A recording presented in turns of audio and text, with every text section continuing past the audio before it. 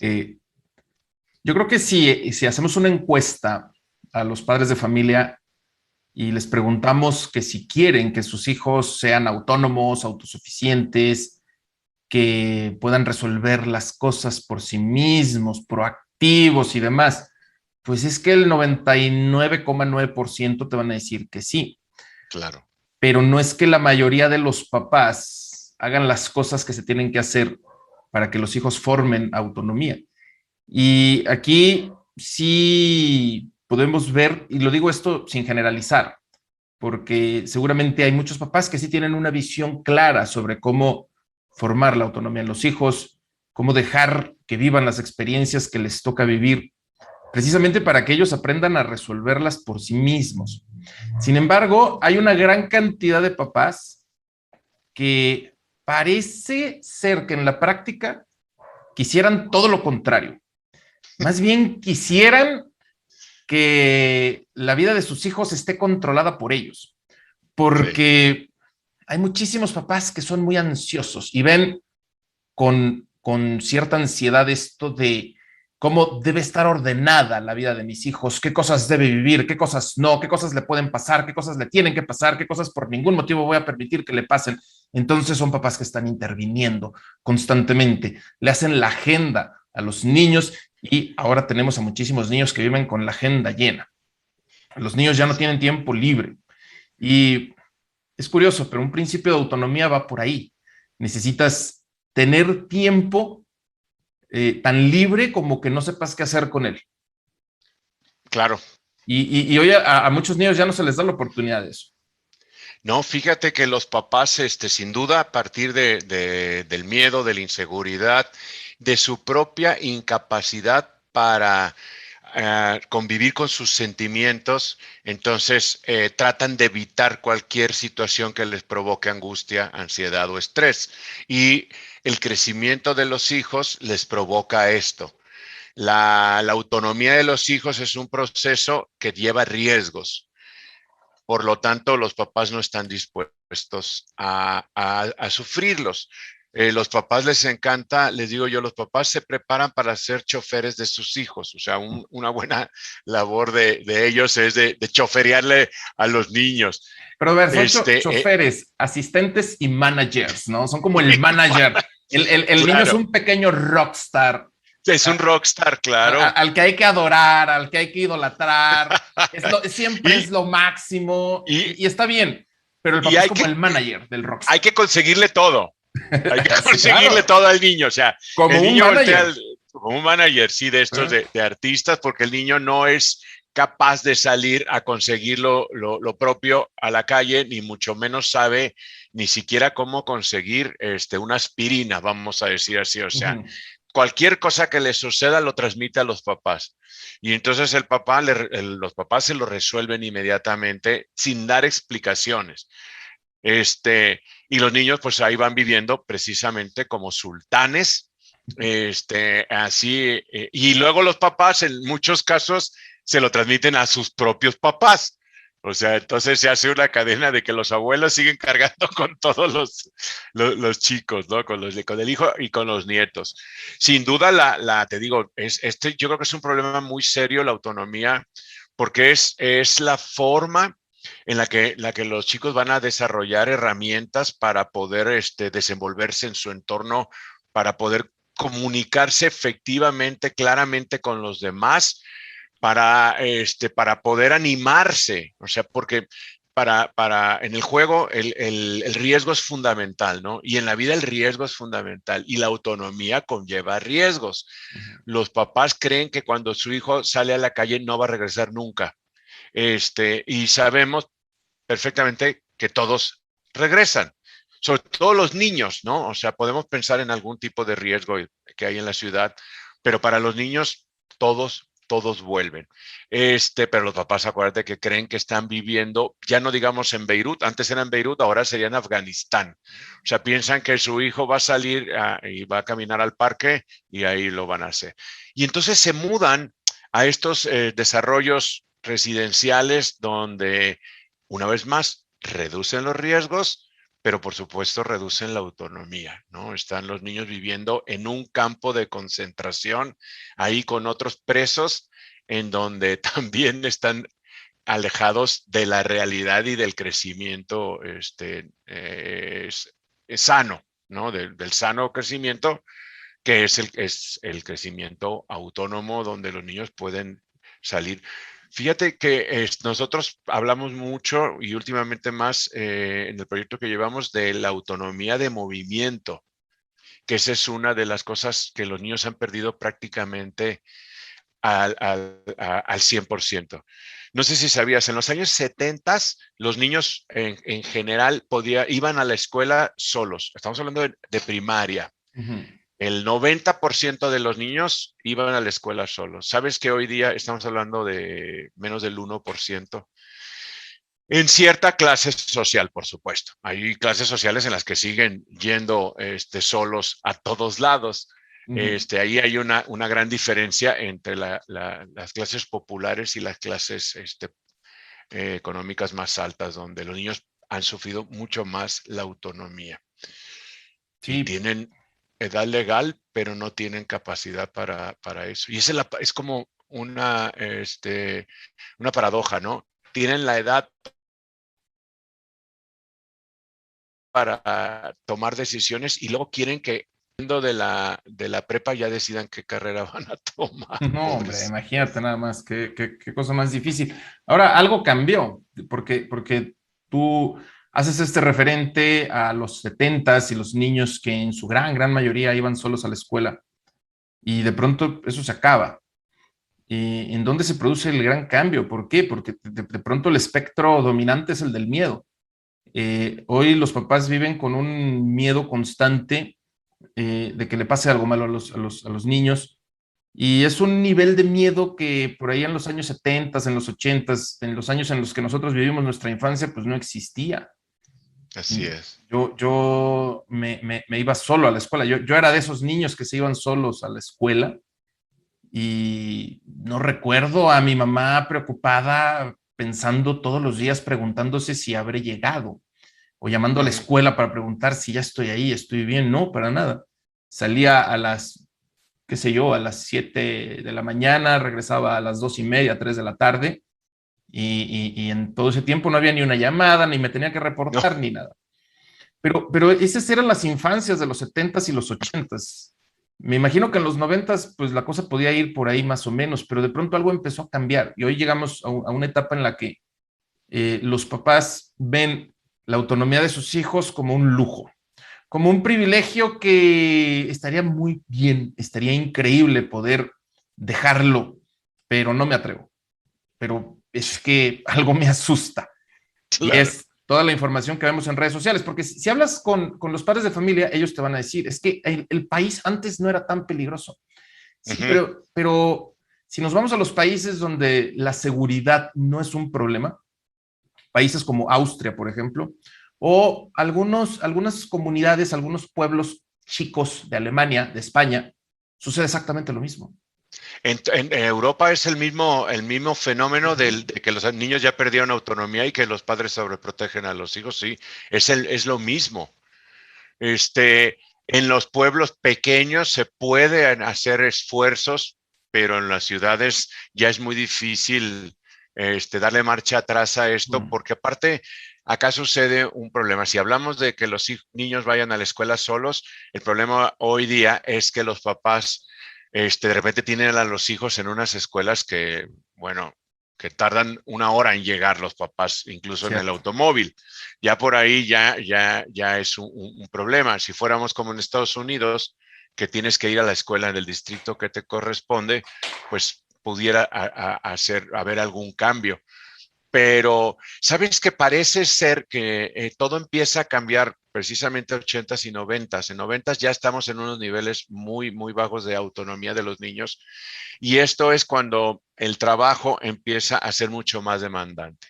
Los papás tienen que trabajar ya los dos y por largas jornadas de trabajo. Eso hace que estén alejados de los hijos y venga un sentimiento de culpa y entonces cuando están con ellos los sobreprotegen porque al final no los conocen bien y no quieren vivir estos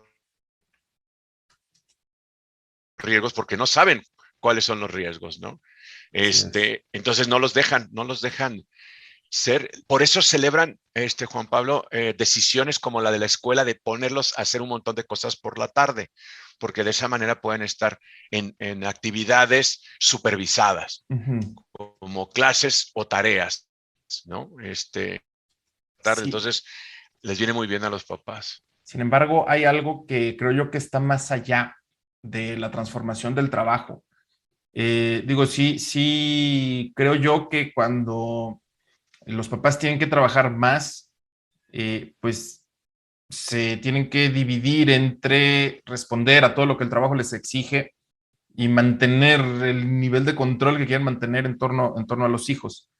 Pero creo que hay algo más, porque la saturación en el trabajo o el incremento en la exigencia y el estrés laboral, cuando menos a mí no me termina de explicar por qué la amplitud del miedo. Hay algo que tiene que ver directamente con la era digital, concretamente con las redes sociales, y no solo las redes sociales, sino nuestros teléfonos inteligentes en sí. Y es esto, si hablamos de la ternura, sentir ternura por tus hijos, que pues es algo muy lindo y es algo muy natural, desde un punto de vista biológico, la ternura es algo así como una función del cerebro para desencadenar comportamientos que protegen a un ser vulnerable, principalmente las crías, ¿no? Entonces, sentimos ternura por nuestros hijos y eso está muy bien. Y así como sentimos ternura, sentimos preocupación. De hecho, la ternura está asociada también con el temor de que a esta criatura vulnerable le pase algo malo, ¿no? Y de ahí el impulso protector, que es algo muy del cerebro de una madre, y no solamente de una madre humana, sino también lo veremos en una madre chimpancé, en una madre gorila. Pues resulta que leí por ahí una investigación de la Universidad de Carolina del Norte que habla de estas funciones cerebrales emocionales asociadas a la paternidad. Y se activa esta zona, que es la corteza singular anterior, esta zona que procesa precisamente las emociones de protección a los hijos, se activa cuando convives con tus hijos, cuando les escuchas esa vocecita tierna, cuando los ves haciendo sus graciosadas. Pero lo interesante es que se activa, ya sea en la convivencia directa presencial o si los ves en fotos, si los ves en video. Entonces, hay algo interesante que reflexionar en torno a lo siguiente. Estamos anclando nuestros cerebros a la infancia de nuestros hijos. Quiere decir que generamos una gran cantidad de información digital sobre su infancia y la vemos constantemente. ¿Cuántas fotos hay de tu infancia, Rodrigo? ¿Cuántas fotos hay de Rodrigo Limón chiquito, de 5 años, de 6 años, de 7 años? ¿Cuántas fotos existen hoy en día? Yo debo de tener 5. 5, cuando mucho, ¿sí? Máximo. Y cada cuánto alguien en el mundo siente deseo de ir a ver esas fotos y de compartírselas a alguien. Jamás. Jamás. Están literalmente en el olvido. Es decir, el Rodrigo Limón pequeño, niño, que ya me imagino que era una cosa verdaderamente terrible de travieso, no sé, así me lo imagino yo. Así es. Ese Rodrigo Limón ya está borrado Ya. No. De la faz de la tierra y de la memoria de quienes interactuaron con él. Pero ahora la huella de la infancia de los niños de hoy se vuelve imborrable a causa de la tecnología. ¿Cuántas fotos tiene un padre de familia de cada uno de sus hijos? Pues puede tener entre 3,000 y 7,000, más o menos, fotos y videos. Así es. ¿Sí? Claro. Entonces, hay un... Ajá. Hasta antes de nacer, Juan Pablo, viene todo el proceso del embarazo. Exactamente, sí. Y luego, tanto Facebook como Google Fotos y estas aplicaciones que te hacen tu biografía fotográfica preciosa, hasta con música de fondo y todo, ¿no? Sí. Digo, todo esto es increíble, pero tiene una repercusión muy interesante. Porque resulta que si yo me estoy enterneciendo constantemente viendo contenidos tiernos de mis hijos, estoy activando Claro. precisamente estas zonas cerebrales y le estoy recordando a mi cerebro que los tengo que proteger. Si hoy yo tengo un hijo, por poner un ejemplo, de 17, 18 años, me sigo topando con muchísima frecuencia con fotos y videos de su infancia, de cuando era niño. Sí. Y por ahí alguien se encuentra una foto en el archivo digital y la mandan al grupo de WhatsApp de la familia. ¡Ay, se acuerdan cuando hizo esta travesura! Ujú. Entonces, hoy vivimos una época en la que nuestros cerebros, en esta relación tan interesante que tenemos con la tecnología, se anclan demasiado en la memoria de nuestros hijos y estamos reactivando constantemente estas emociones asociadas con la protección. Porque si a lo largo de todos los años que has vivido, Rodrigo, hubiera alguien que no paró de ver las fotos de tu infancia, seguramente ahorita estaría llamándote con cierta frecuencia para ver cómo estás. Ahorita, Ah, ¿sí? ahorita, claro. Exactamente. O sea, el sentido, no el sentido, quiero decir, la emoción asociada con la protección no se Es, desactiva, se queda y, encendida. y, Y y es que en déjame, esa, nada ah, más para cerrar, sí, déjame hacer este anuncio importante. A la gran cantidad de niños y adolescentes sobreprotegidos que tenemos hoy, ellos lo más probable es que sean sobreprotegidos toda la vida. Es decir, aún a los 40 años de edad y más allá, es muy probable que tengan unos papás que estén ahí queriéndoles resolver todo. sí es cierto. Los niños en edad de 5, hasta 5 años, pero hasta 7 años, ponle, genera un sentimiento de protección no solo de sus padres, sino de los adultos que lo rodean. O sea, por la vulnerabilidad que puede tener este niño. Entonces, no solamente en sus padres, sino en los demás, genera este sentimiento de protección. Y el niño, pues se da cuenta que todo el mundo lo quiere proteger. Los profesores muchas veces, los de preescolar, las maestras de preescolar actúan siendo sobreprotectoras, ¿no? Entonces, pues están envolviendo a este capullo en una cubierta de protección. Ahora, el único animal que sobreprotege a sus crías es el ser humano. Porque somos Si los algún únicos que les tomamos fotos y no paramos de verlas sí, compulsivamente. Sí. sí, o sea, somos los únicos, porque Ajá. cualquier otro animal sabe que sobreproteger a su cría es condenarla a la muerte. O sea, eso lo Fuerte sabe, eso. o sea, no conscientemente, pero es así. O sea, tiene que la cría en más pronto posible ser autosuficiente y debe de entender el entorno y los riesgos que conlleva el entorno. Ujú. Y cuando la madre felina deja sus crías y va por comida, sabe que hay riesgo. Y las crías salen porque son curiosos, porque son exploradores, son investigadores, y de repente se topan con un depredador y corren a esconderse. Ese Ujú. miedo es fundamental para desarrollarse, digamos, sanamente cuando sean adultos. Y ese miedo y esos pequeños riesgos le van a asegurar es la supervivencia cuando sean adultos. Hoy día el ser humano desde hace muchos años ya no está ya no es, digamos, ya no está bajo la evolución natural. Ahora su supervivencia y su evolución es artificial porque está sobreprotegido. Ujú. Estamos viviendo ya una época en la que sobrevive la mayoría que en otra época no sobreviviría. Claro, no queremos que a alguien le pase algo, pues, pero estos son los riesgos que esto conlleva. Los Pero niños, seríamos algo así como una gran vergüenza para los antiguos cavernícolas, ¿no? totalmente, pues es Sí, lo que claro. nos hemos burlado de los chicos de ahora, de lo que hacía la gente antes, ¿no? O sea, antes todo mundo estaba, hace 100 años, todo mundo estaba dispuesto, cuando había una guerra, a morir por su patria. Hoy día no. Ujú.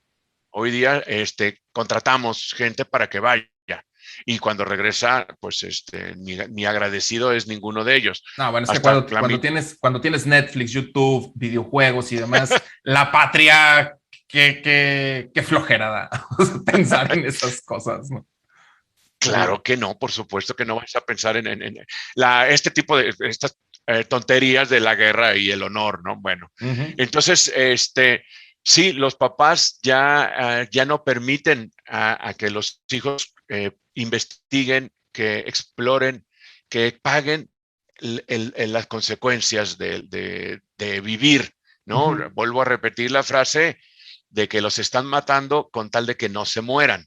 Sí. Esta frase, no sé si la has oído, más vale un brazo roto que un espíritu roto.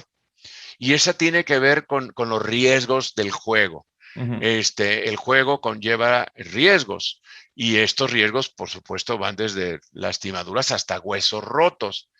Cada vez hay menos riesgos y menos huesos rotos, pero sí más espíritus, más personalidades rotas. Ellos no salen. ¿Sabes que hay una propuesta maravillosa de Tonucci que están en una ciudad del sur de Argentina? Están tratando, ya consiguiendo que el alcalde emita una ley en el cabildo que se prohíba la tarea. Las instituciones escolares van a prohibir la tarea a partir de los diputados para que los niños puedan jugar en la tarde. Porque pero eso es peligrosísimo, tareas... Rodrigo. Acabas de decir que jugar mata. Rompe brazos, solamente rompe brazos, rompe huesos. Que los niños están tiernitos y se pueden reconstruir rápidamente. Oye, yo recuerdo cuando estudiaba la primaria, pero lo tengo así muy, muy claro en la memoria. Muchos compañeros, muchos amigos míos presumiendo sus descalabradas. Claro. Claro, o sea, a nosotros que tenemos más años, yo que tengo más años, la glorieta Chapalita acá en Guadalajara era casi grava abajo y había un tobogán como de 15 metros. De verdad que ahí abajo de la plaza ahora está el ADN de la mitad de la población de mi edad, en forma de tejido, dientes, todo está ahí. Ahí, pues era parte, ¿no? de lo que nos correspondía. Hoy día es imposible. Los papás no quieren correr ese riesgo y eso es lamentable porque la autonomía hace a una persona segura de sí misma. Así de fácil, hace hábil. Ahora en este planteamiento hay que descartar la idea de que los papás tienen la culpa por una razón. Si tomamos en cuenta el referente que he mencionado, la Universidad de Carolina del Norte, la activación de las funciones cerebrales que ya hablé, y cómo esta sobrecarga de contenidos digitales sobre nuestros tiernísimos hijos en su preciosa infancia, esa exposición deriva en un condicionamiento que nadie elige, es decir, el entorno y las herramientas nuevas que hoy usamos, pues nos han hecho así sin que nosotros lo eligiéramos, ¿no? Tienes razón. Sí. Entonces, aquí sí quisiera dejar fuera cualquier actitud de reproche contra el padre sobreprotector. No, el padre sobreprotector lo que tiene es un cerebro condicionado a eso, con una tendencia que se formó hacia el miedo y que no le eligió jamás. Voy a recordar algo que nos tocó por ahí toparnos tú y yo, y tiene que ver con una experiencia en el jardín de niños, que por ahí, algo que yo nos comentó como directora del preescolar, la madre de familia que llega para quejarse de que su hijo en el patio del recreo jugando, obviamente, pues se cayó, se golpeó en su boquita y le salió sangre. Entonces, esta madre diciendo que el patio de recreo es peligrosísimo. Y tiene razón, porque cuando hablamos de la vida salvaje, cuando tú hablabas de las crías que tienen que correr riesgos y que por ahí se van a topar con un depredador y demás, lo más parecido a esa vida primitiva y salvaje es un patio de recreo en una escuela, ¿sí? Es lo más parecido que hay al mundo primitivo, al mundo cavernícola. Pues esta madre de familia llega obviamente alterada, porque cómo es posible que haya pasado eso, se cayó y se golpeó, habrías de ver la sangre que le salió, era roja, ok. Entonces, la madre de familia propone y hace un movimiento con otras madres de familia para proponer que cubran, o una de dos, o que no haya recreo, o que cubran de foamy el piso. El piso. ¿Sí? Entonces, quiero llevar esto a la reflexión que tú has hecho en torno a los riesgos que hay que correr en el juego, pero sobre todo en torno a la idea de que sobreproteger a nuestros hijos los puede matar. Qué peligroso es, Rodrigo, en serio, qué peligroso es, y esto es de dar miedo. Crecer en un mundo cubierto de FOMI para después salir a un mundo sin FOMI. Claro. Eso claro sí. Que es jugar a matar a los niños en su futuro, ¿no? Claro. Sin embargo, esa es la parte que muchos papás todavía no alcanzan a ver. Sí, y tienen que ir en contra ahora sí que de la naturaleza. ¿Y cuál es la naturaleza? Volviendo a darte la razón de lo que dices. Yo salía mucho de niño y lo que anhelaba era tener una bicicleta para poder tener la autonomía y ser dueño de la ciudad, después de ser dueño de mi barrio. Pero si a mí me hubieras puesto un Play 5, ahí me quedo en mi casa. Se acabó, hasta ahí llegó el explorador. Y también si a Colón, a Shackleton, a quien me ponga, Américo Vespucio, les pones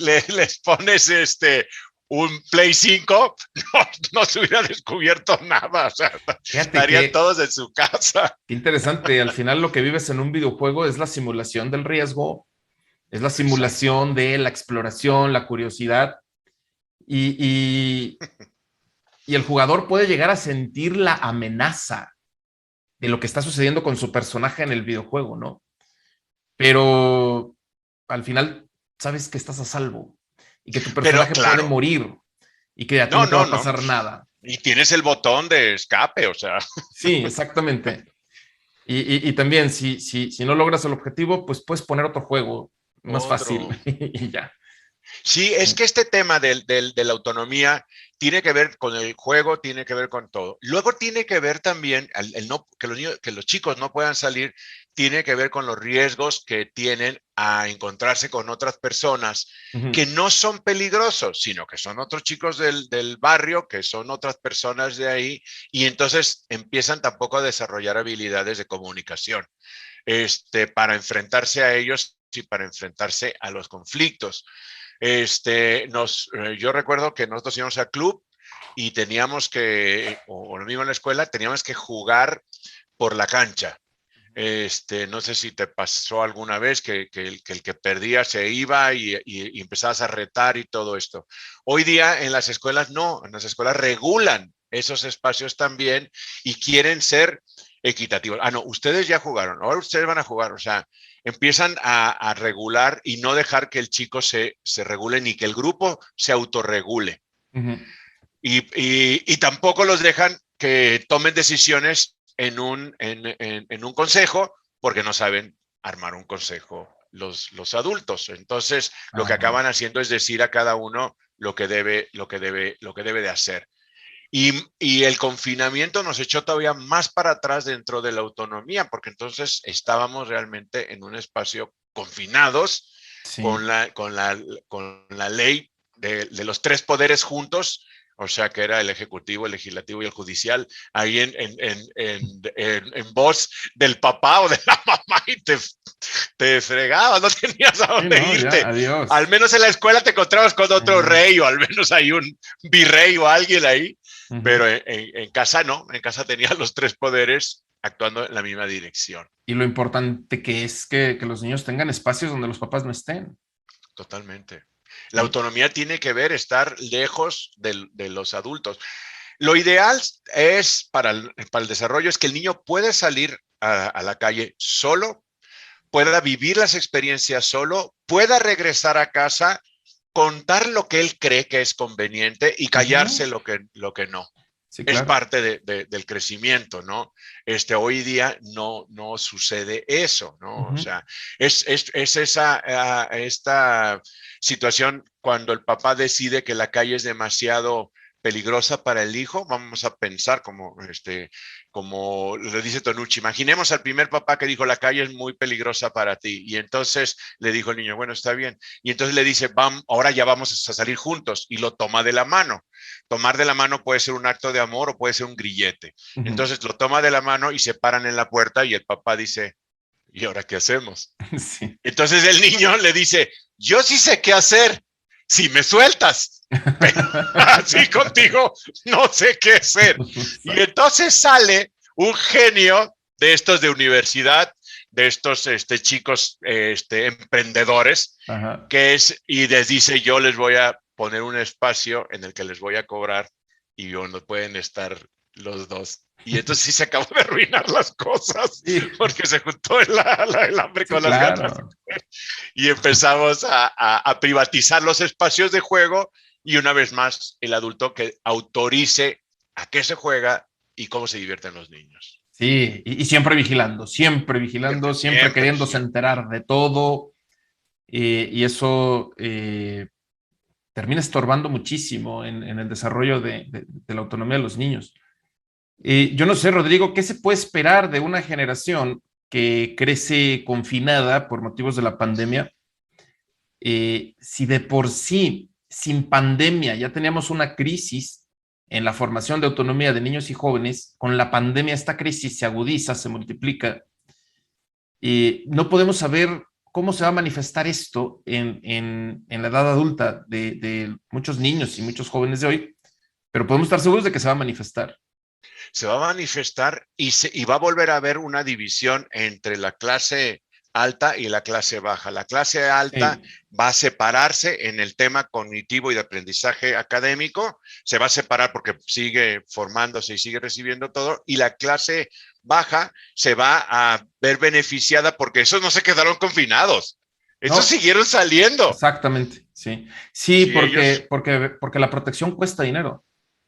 claro. Y cuando no hay dinero, entonces tienes que correr más riesgos, evidentemente. Y como dicen, a mí me gusta mucho esta propuesta de quién inventó el wellness, quién inventó la vida saludable. Claro que fueron los ricos, porque esos quieren vivir más, porque Sí. tienen una vida maravillosa.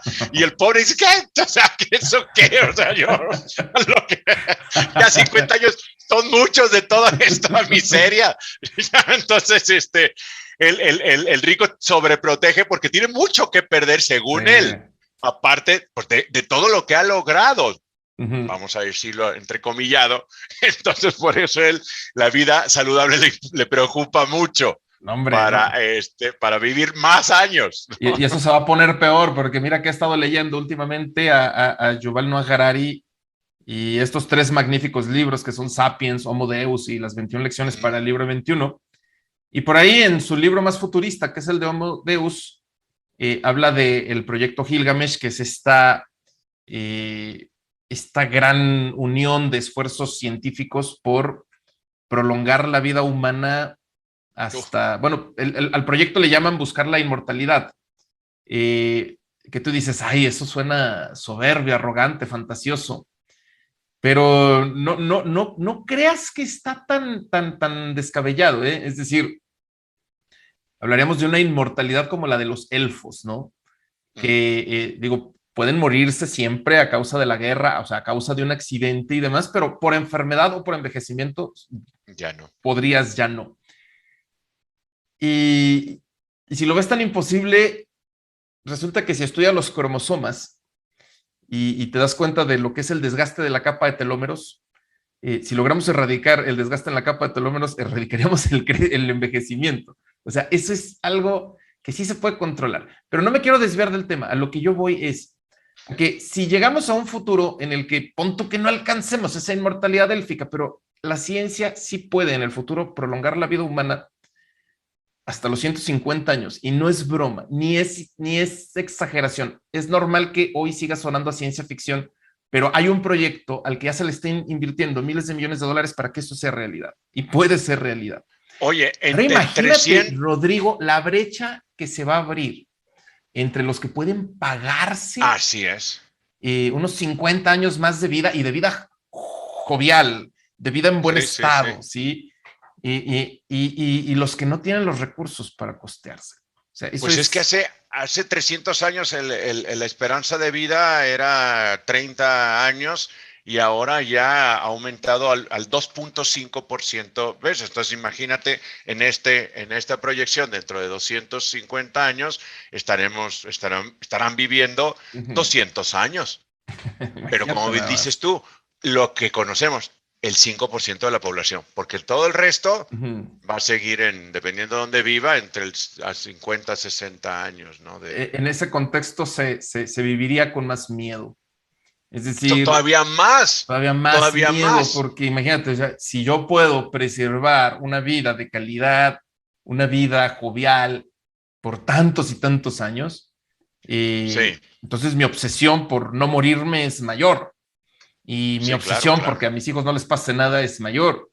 Y luego Sí, viene otro gran conflicto de corte filosófico. Se incrementaría el sentimiento de tragedia por la muerte, sí. porque Sí, ahora claro, van a claro. ser más años sin ti. Eh, o sea, pero Exacto. bueno, estamos haciendo futurismos a partir de esta pregunta que, en realidad todo comenzó con el tema de la pandemia.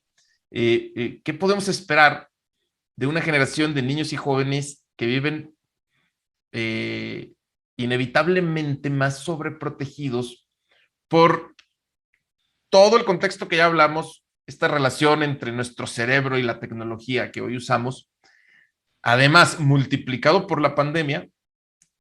¿Qué adultos vamos a tener en 20 años, en 30 años? No sabemos, pero Bueno, algo y muy fuertemente se va a notar en todo ello. sí, van a ser adultos, con menos capacidades que los Ujú. anteriores adultos. Capacidad en que, una vez más, en resolver sus problemas con menos herramientas para poder salir adelante, con menos entendimiento del mundo. Ya los niños ya empiezan a tener más altos grados de ansiedad y de depresión Sí. y de angustia a los 20 años que nunca antes. Ahora ya, ¿a qué edad te gusta que un niño empiece a pedir ir a terapia? Es decir, cuando dice yo ya no puedo con esto. O sea, yo me estoy dando cuenta que es cuando empiezan a sentir cosas que son ya cosas de adulto, ¿no? O Sí. sea, al primer rompimiento de corazón ya quieren ir a terapia, Juan Pablo. O Ujú. sea, el primero. O sea, ya no entienden por qué los terminaron, y quieren que alguien se los explique y su mamá no es capaz porque la mamá le va a decir, el otro no te valora o la Sí. otra no te valora, tú eres maravillosa. Y el papá no le importa o les dirá lo mismo. Entonces yo creo que esa es parte de la autonomía. La autonomía por la seguridad física atrofia la autonomía emocional. Y esa es Ujú. la parte que los guardianes, vamos a decir, papás y todos, no acaban de entender el gran riesgo que eso lleva, la consecuencia. O sea, Sí. más años, más miserables, es lo único que podemos pensar, ¿no? O sea, Sí, no, los, es la, que... es que imagínate, hay algo interesante en un lado de la ciudad, un lado de la ciudad donde los hijos nunca han ido.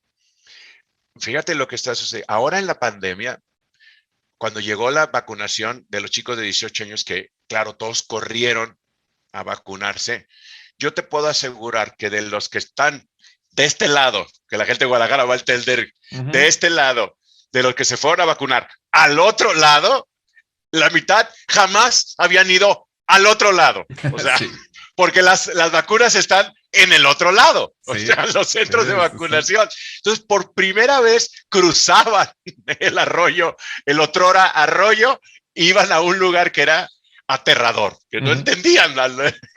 Este, eso fue lo que sucedió ahora, que eso debería de llamarle la atención a los papás, ¿no? O sea, pero sí, tengo que decirte que tienes razón, no es culpa de los papás. Los papás pudieran hacer mucho, pero si no es culpa de ellos. O Que sea, pueden hacer mucho cuando se dan cuenta del problema. Y de hecho, por eso estamos grabando esto, porque el papá le puede dar un giro a lo que hace para formar la autonomía de sus hijos cuando logra tener una conciencia, podemos decir, una conciencia clara en torno a este fenómeno sobreprotector que nadie eligió, porque ningún papá, cuando vio a su primer hijo llegar como un bebé y lo recibió en brazos, ninguna mamá, ningún papá dijo, seré el más sobreprotector del mundo. No, es algo que no se declara así voluntariamente.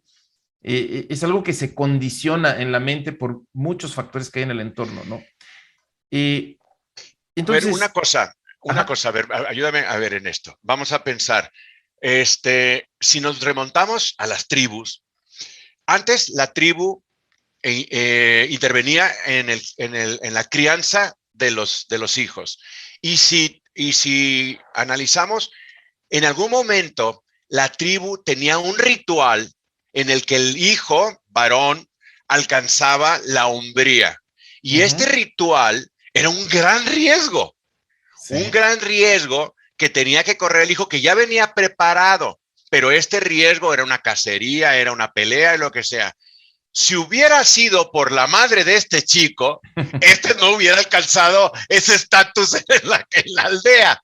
sí, Entonces, la sociedad ha perdido muchísimo peso en la crianza de los hijos y la familia se ha encerrado y ha creído que son los únicos y ha dejado fuera a la comunidad, uh-huh, porque la comunidad como tal entiende, digamos, más, o sea, esto que sucedía, que era una barbaridad, que eran bárbaros, pero que tenía de alguna forma una validez, era un sentido, y ahora ya no existe. Ya no hay, ya se puede llegar a los 70 años siendo un niño de 12. sí. Es cierto, es cierto. Y eso nos plantea unas posibilidades de problemas humanos y sociales en el futuro, eh, entre lo imaginable y lo inimaginable, todo lo que quieras, ¿no? Sí, claro. Sí, es cierto que la autonomía, la capacidad para tú resolver tus propios problemas y hacerlo bien, el desarrollo de esas habilidades que te daban respeto en tu entorno social y demás, es algo que ha saltado de un extremo a otro. De una sociedad que a nuestros ojos pues no puede ser otra cosa más que una sociedad muy cruel, como la espartana, ¿no? Que a los 8 años de edad separaban por completo a los niños de sus madres. Las madres ya no podían ver a sus hijos después de los 8 años. Obviamente, no es que Rodrigo Limón y yo estemos aquí para proponer algo así, no. pero, bueno, pues sí, estás hablando de la sociedad antigua cuya prioridad era formar guerreros, por ejemplo. Claro. Eh, Aún así, eh, cuando menos el sentido de la crianza, si era que lo antes posible la criatura, el hijo, se pudiera valer por sí mismo. Ya no. Y hoy la autonomía es un lujo. Los papás siempre la van a apreciar. Si les preguntas, siempre te van a decir que claro que prefieren que sus hijos sean autosuficientes, que claro que prefieren que sus hijos puedan resolver sus propios problemas y valerse por sí mismos y ser, entre comillas, porque es una palabra muy relativa, independientes pronto. Ujú. Pero cuando el miedo, el temor, porque algo malo les pase, es lo que prevalece en la relación de crianza, entonces todo lo demás, autonomía y Yeah. esas cosas, que crezcan en libertad, que corran riesgos, todo eso entra en segundo plano. Mi mente solo puede pensar en qué debo hacer yo para que nada malo les suceda. Entonces, aquí me gustaría proponer una solución, cuando menos una línea de solución para los papás. Y tiene que ver con la mentalidad que formamos en torno a una palabra clave, la palabra problemas. Mm. Eh, de entrada, bueno, es algo que a mí me tocó experimentarlo con mi hija y tiene que ver con hagámonos amigos de la palabra problemas, que en el caso de los niños puede ser algo divertido porque los niños pueden jugar con lo que sea, con las palabras, con lo que les pongas, ¿no? Entonces, generábamos una secuencia de diálogo en la que ante tal situación, dificultad y demás, era casi un ritual decir, parece que tenemos un problema. ¿Y qué se hace cuando se tiene un problema? Resolverlo. Esa siempre era la respuesta. Muy bien. ¿Y, ¿Y cuál es la solución? ¿Cuál piensas tú que es la solución? Es decir, la solución al problema, primero hay que dar la oportunidad a que venga de ti, a que la imagines tú. Pero antes de eso es que el problema no te espante, que no te dé miedo, que el problema no sea una desgracia en sí mismo, simplemente es un problema, hay que resolverlo, ¿cuál es la solución? Pero esto lo activas en el diálogo con ellos, ¿sí? En la Claro. conversación. Hablemos divertidamente sobre los problemas que nos topamos, ¿sí? Desde los problemas más simples hasta los más complejos. Claro. Y juguemos con los niños en la conversación, hacer esta relación lógica básica que es problema-solución. Ujú. Porque ese procesamiento que empieza en lo imaginativo y de ahí pasa a lo conductual, ese procesamiento es básico en la autonomía. A final de cuentas, el autónomo, la persona autónoma, es la que tiende a resolver sus propios problemas con sus propios recursos. Sí. Y, y no independientemente de los demás, porque en muchos problemas vas a pedir ayuda, pero pedir ayuda también ya es una capacidad, es una habilidad, ¿sí? Entonces, pues es una propuesta que quiero dejar aquí. Es que el autónomo ve el problema e inmediatamente sabe que tiene una solución, Sí. y empieza a trabajar para encontrarla. Uh -huh. El que no tiene esa autonomía, lo que trata, tú dirías, oye, qué maravilla, de evitar el problema. No, el problema ya está. O sea, está tratando de evitarlo, o sea, de ignorarlo, Así porque es. no se va a meter en este proceso que siempre se le evitó, que Uh -huh. siempre alguien más se lo evitó, ¿no? Sí. Y que los niños aprendan a ver la vida como un proceso que está lleno de problemas y no por ello tiene que ser agobiante ni un sufrimiento interminable. Al final de Claro. cuentas, entender los problemas y resolverlos también es divertido y también podemos jugar con ello. Bueno, pues Y es parte de lo más es, interesante de la vida. a final de cuentas, es lo que hace que un gamer esté pegado a los videojuegos. O sea, quiere Claro, problemas y quiere retarse a resolverlos. claro. ¿Sí? Y quizá, no sé, digo, lo voy a decir muy disparatadamente, eh, quizá hoy muchos niños solo en los videojuegos pueden vivir la experiencia de tener problemas y resolverlos sin ayuda de sus papás, porque en la Es, vida ya no. no, no, Solo en no, los no. videojuegos muchos niños pueden vivir esa emoción de que este problema es mío. Obviamente estamos hablando de una ficción total, una simulación, Sí, pero este problema, cuando menos lo puedo sentir como algo mío, que lo voy a resolver yo sin que mis papás digan algo. sí. ¿Sí? Y, y, el, y, Entonces, y en el juego de computadora, cuando estás conectado con otras personas, también te ayuda a que entre varios logren una solución una a solución. a un Así es. problema. Ujú. Pero ahora pues habría que pensar esto como una cultura formadora de autonomía, sobre todo para los papás que tienen la oportunidad de darse cuenta de que vivimos una época que nos hace sobreprotectores sin que nosotros lo decidamos así, sin que nosotros lo queramos. Y enfoquémonos entonces en formar en nuestros hijos una visión, una mentalidad que juegue con detectar problemas, pensar soluciones y experimentar soluciones, Ajá. sabiendo que muchas soluciones no van a funcionar y entonces eso nos lleva también a procesar el qué hacer con la frustración. ¿Qué hacen los niños cuando fallan en un intento de algo? Frustrarse. ¿Y qué sigue después de la frustración? Esto es crucial porque esto va a formar una parte crítica de la personalidad a lo largo de toda la vida. ¿Qué haces cuando te frustras? ¿Abandonas? ¿Le echas la culpa a alguien? ¿Te pones violento y agresivo? ¿O te deprimes y ya no quieres saber nada Claro. y te autorreprochas y te flagelas?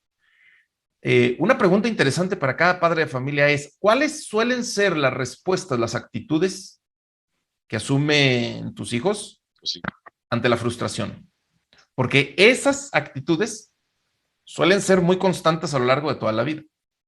Cuando eres consciente de ellas, las puedes modificar, ¿sí? Ujú. Ahí tendremos que formar otro componente clave de la autonomía, es el manejo de la frustración.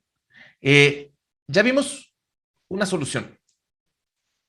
Trata los problemas de una manera más amable, más juguetona, más exploradora, Sí. más curiosa. Segunda, educa la frustración, educa la respuesta a la frustración. ¿Sí? Sí.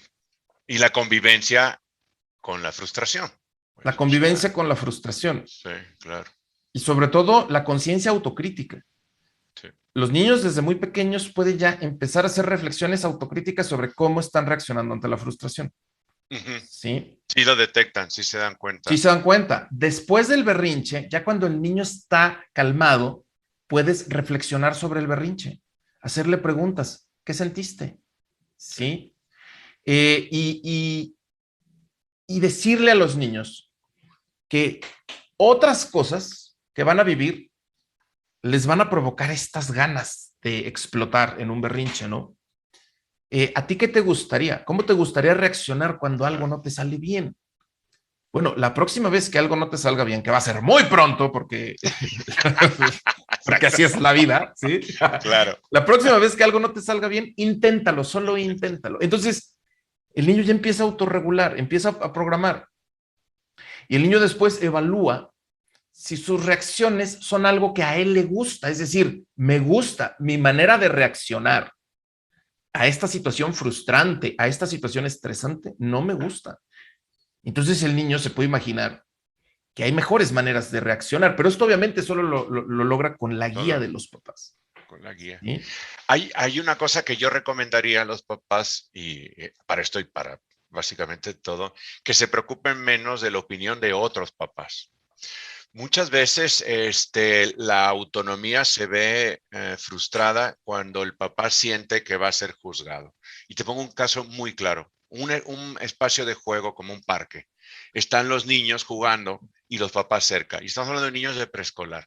Si el niño se cae, si el niño tiene un pleito con otro niño, lo que se espera es que el primero que llegue sea el papá o la mamá del Ujú. propio niño. Si no llega y llegan otros papás y la cuarta o quinta persona que llegue sea el padre de familia, se le va a criticar, se le va a mirar así con los cejas levantadas de que cómo es posible que no esté al pendiente de su hijo. Ujú. ¿Sí? Cierto. Cuando puede ser que la estrategia sea, lo voy a dejar un rato que esté dentro de la frustración, si no sea algo grave, se tiene que levantar solo. Si empieza con un conflicto con otro niño, lo tienen que resolver.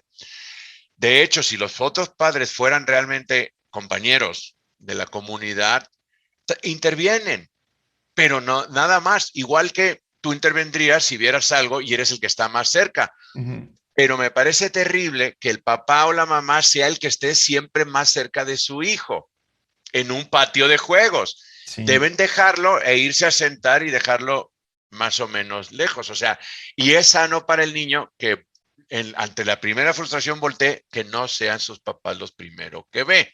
Que sí pueda ser un adulto o que no lo sea, pero que sea un problema y que sepa que a la larga va a ser ayudado si es que es lo que quiere, pero la primera respuesta es la frustración, es Sí. la angustia, ¿no? De que él es el que tiene el problema, nadie más, Así es. es él el que lo tiene. Dale la oportunidad de resolverlo con sus propios medios. Y entonces que los papás, o sea, sí, y que los papás sí les importe muy poco lo que dicen los demás. Claro. Porque las mamás son muy buenas para criticar a otras mamás, o sea, la típica de ven la paja en el ojo ajeno.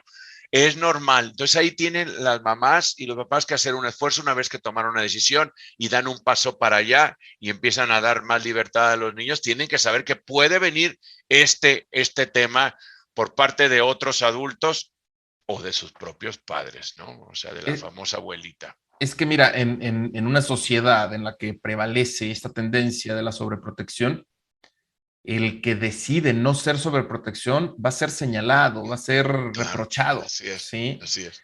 Y lo puedes ver en cada familia. Si el niño está agobiado porque no sabe qué hacer con su tarea, pero mamá lo tiene muy claro, es su problema, tú tienes que entender tu tarea, no sé cómo, hazla. Y si no puedes hacerla, pues no pudiste y ya. Aprende, pregunta, Claro. etcétera. Ok.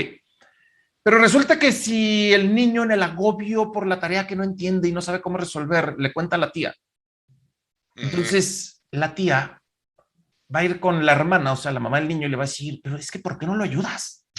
¿Sí? Y eso es algo que muchas veces cuando el padre de familia toma la decisión de no ser sobreprotector, ahí da marcha atrás. Ahí es Sí, donde claro. dicen, no, pues como que sí, ¿verdad? Digo, si de por sí, cuando vivimos la cultura de la sobreprotección, la culpa, el sentimiento de culpa está a la orden del día, pues todavía que esa culpa te la refuercen los demás, termina dando, termina dando el traste con el esfuerzo de muchos.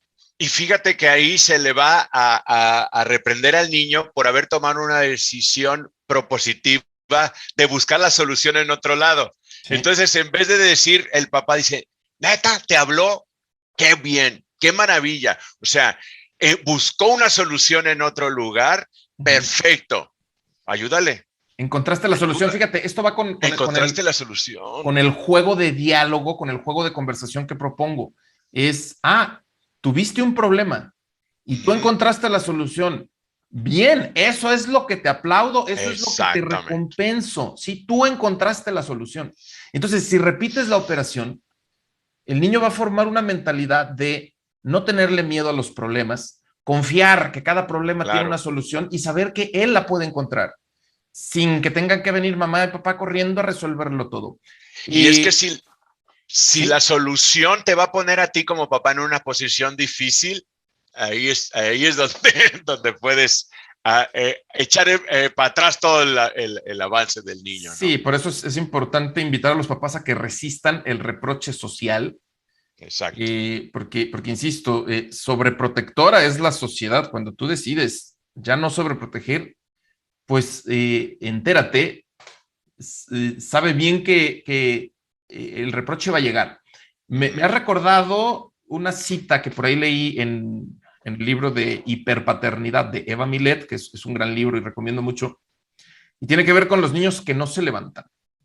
Niños de 5, incluso 6 años de edad, que jugando se caen al suelo y no se levantan, se quedan ahí esperando a que los levanten, Sí, porque a eso están acostumbrados. exactamente. Entonces, es una metáfora terrible de cómo puedes dañar el futuro de tus hijos, porque, ojo, también se pueden convertir en adultos que no se levanten.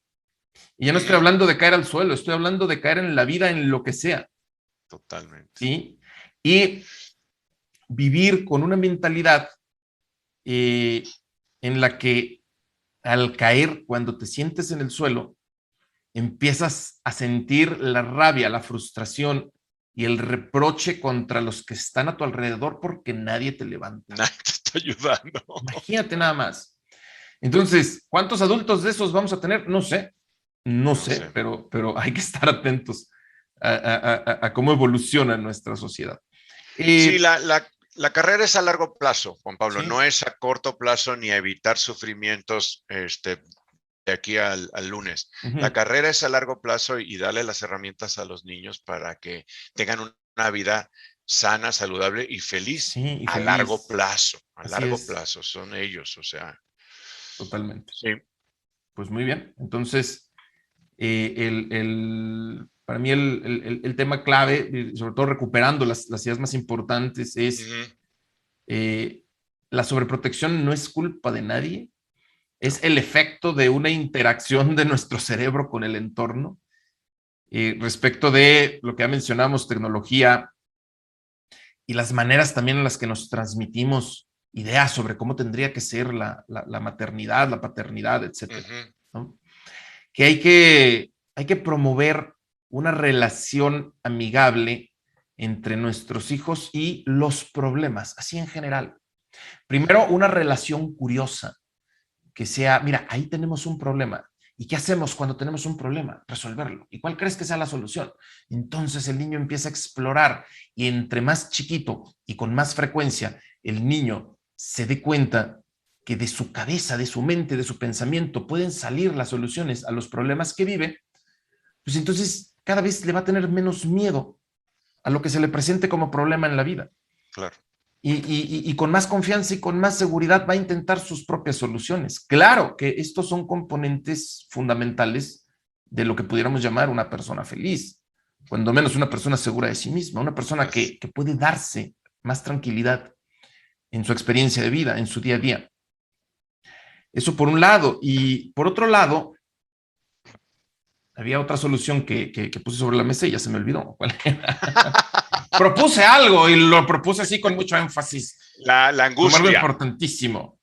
Sí, darles la oportunidad de enfrentarse a la frustración, exactamente. La respuesta a la frustración. Sí, primero observar, a ver, cómo suelen ser las respuestas de mis hijos a sus experiencias de frustración. Y reflexionar mucho sobre esas experiencias de frustración. Sí. Sí, que es natural y que es muy sana la frustración. Sí, es natural y es muy sana. El punto es guiar a los niños para que puedan decidir qué hacer con ella. ¿Sí? Llegar a un punto en que sí, mira, la frustración, pues primero espero que se me pase y después valoro si lo vuelvo a intentar. Sí. Sí, claro. Valoro qué puedo hacer mejor la próxima vez. Muy bien, pues es que eso lo vas guiando en el diálogo también, sobre todo cuando conversas con ellos sobre sus propias experiencias de frustración. Entonces, este problema de la sobreprotección tiene solución. Y lo que yo he vivido, Rodrigo, en las conferencias para padres de familia y en los talleres, es que los papás están muy abiertos a hablar de esto. No es cierto que los papás se ponen en plan de, no, a mí no me digas que soy sobreprotector, yo hago lo que puedo. No, les hace sentido a los papás. O sea, sí, claro que hasta el más sobreprotector en algún momento llega a preguntarse, ¿estaré haciéndolo bien así? Entonces, cuando a los papás les das a conocer el por qué somos sobreprotectores, sin reproches, sin echarle la culpa a nadie,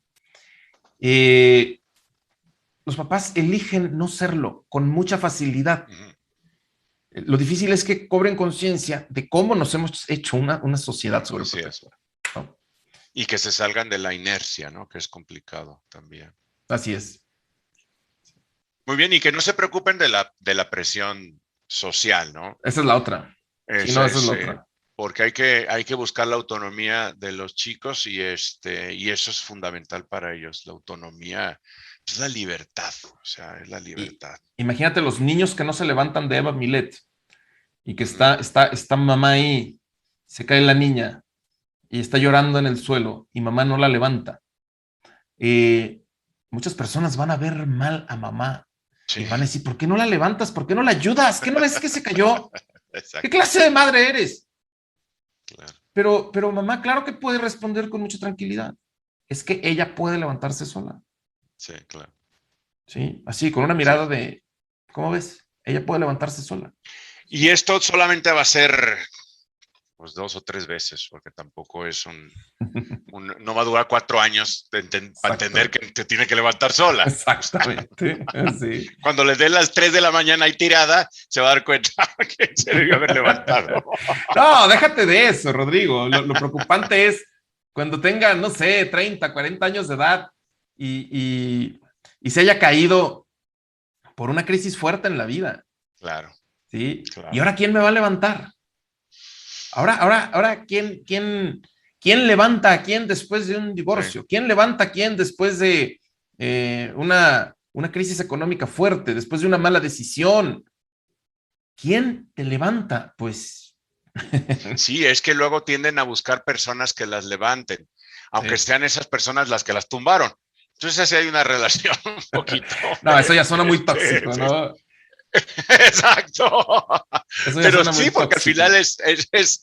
no son autónomos, van a Ujú. depender siempre de alguien. Ese es Sí. el riesgo también.